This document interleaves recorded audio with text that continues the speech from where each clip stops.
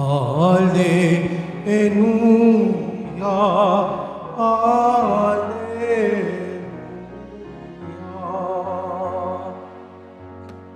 Lagi tayong magtanod, sapagkat di natin talos ang pagbabalik ni Jesus. Alleluia, Alleluia, Alleluia, Alleluia. Sumainyo ang Panginoon. At sumayo rin. Ang mabuting balita ng Panginoon ayon kay San Mateo. Papuri sa iyo, Panginoon.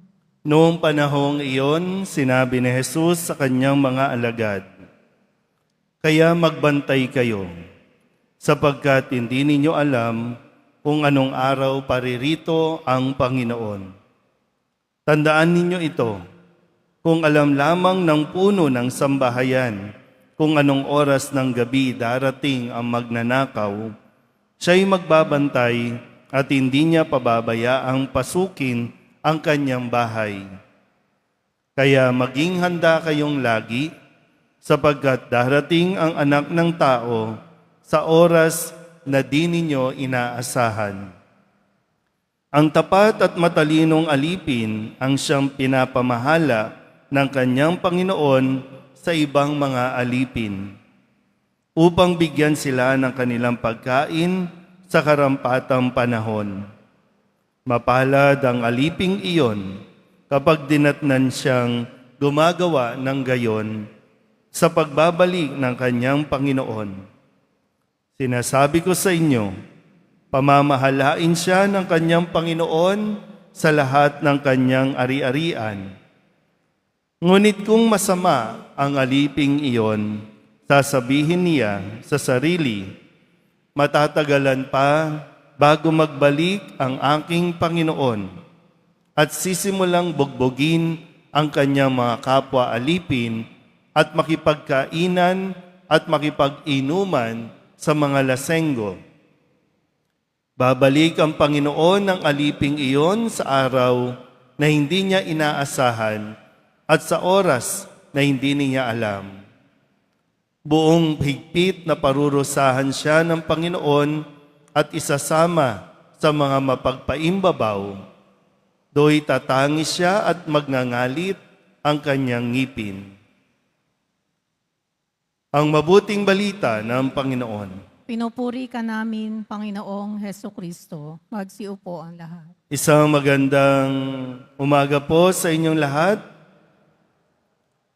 Ngayon po ay Huwebes at ating ginugunita ang kapisahan ni Santa Monica, isang ina, isang asawa na kung saan ay, sabi nga, gabit araw, hindi niya tinigilan ng kakadasal, kasabay niya ng pagluha o pag-iyak para sa ikapagbabagong buhay ng kanyang asawa at ng kanyang anak na si San Agustin, na bukas ay ating pong guginitain naman at ipagdiriwang.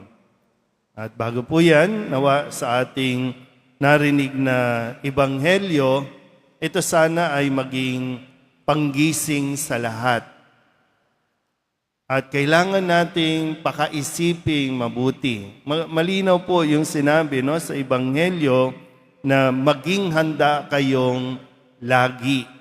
Dahil hindi natin alam kung kailan darating ang Anak ng Tao at ito'y darating sa di natin inaasahan. Pero dapat maging handa ang lahat.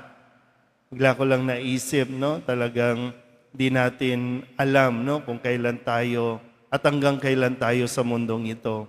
Sa nangyari kahapon sa Nepal, yung flash flood, di ba? Sino bang mag-aakala na biglang magkakaroon ng ganong pangyayari at napakaraming tao ang natabunan dahil dito.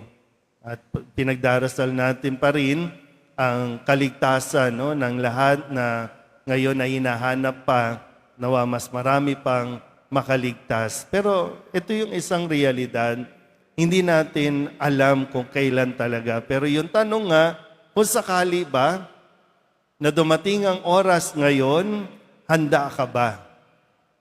Pag sinabing handa, sa tingin mo, nagampanan mo ng tama ang iyong responsibilidad.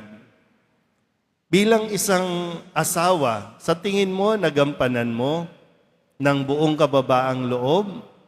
Bilang anak, bilang ina, bilang ama, nagampanan mo ba para kung sakali ay talagang, kung ngayon, wag naman sana, no? Pero kung magkaroon ng ganitong trahedya dito sa atin at matapos tayo dito, masasabi ba natin na talagang, Lord, nagawa ko naman at handa? Kasi ang sabi din, di ba, ang isang matalino at tapat na alipin ay kahit wala ang Panginoon, gagampanan niya ito at gagawin ng buong katapatan ang mga ipinagkatiwala sa Kanya. So sa atin dito, nawa, hindi lang tayo, basta dasal lang tayo ng dasal ng kung ano-anong bagay na hinihingi natin. Minsan nga, nakakatawa rin tayo, magnonobena tayo, magdadasal tayo. Marami dito pumupunta para makahanap ng trabaho, imingi ng tulong sa Nazareno na matanggap sa kanilang mga ina-applyan. Pero ang nakakatawa lang, kapag natanggap na sa trabaho, magiging pabayaan naman. Magtatamad-tamaran, magpapalate. Pero iningi yan sa Nazareno at talagang nagdasal ng todo-todo na matanggap sa kanyang ina-applyan. At mayroon din naman na mga katrabaho tayo na kung umasta, akala mo anak ng boss. Kung umasta, akala mo siya may-ari, pero hindi niya nagagampanan ang kanyang pagiging empleyado sa kanyang mga kapwa-empleyado. Pero ito pa rin naman ang paanyaya sa atin na kung mangyayari ito, hindi lang basta sa ordinaryong pamumuhay natin, kundi yung bang pag sinabi na isa kang tapat at matalinong alipin, yung bang kahit walang nakatingin na nakakataas, ay ginagawa mo ang nararapat, higit pa sa inaasahan sa iyo. Hindi lang yung basta ka na lang magpapasok, maghihintay ng sweldo, magrereklamo kapag maliit ang sweldo, magrereklamo kapag maraming trabaho. Higit doon, nawa yung paghahanda na hinihingi sa atin. Bago pa dumating ang Panginoon, at hindi mo kinakailangan na isipin din na, ay bukas, sa isang buwan pa yan darating, sa isang buwan na ako magiging mabuti. Kundi ngayon pa lang, sisimulan at sisikapin na natin maging mabuti. Maging mabuting ama, maging mabuting ina, maging mabuting anak, maging mabuting empleyado, maging mabuting tao sa ating kapwa. Hindi lang dahil natatakot ka na baka bukas dumating na ang Panginoon, kaya nagkakraming na tayo. Hindi nagkukulang ang Poong Nazareno sa pagpapaalala sa atin sa pamamagitan ng mga salitang ipinapahayag kapag tayo po ay nagmimisa. Maging handa kayo dahil hindi alam kung kailan ang oras at darating ang Panginoon sa di natin inaasahan. Amen.